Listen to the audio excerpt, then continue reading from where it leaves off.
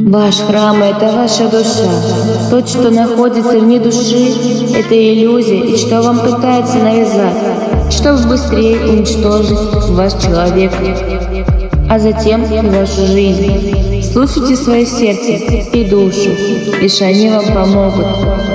Правда, она горькая, но иногда она спасает жизнь и не одному человеку, а многим.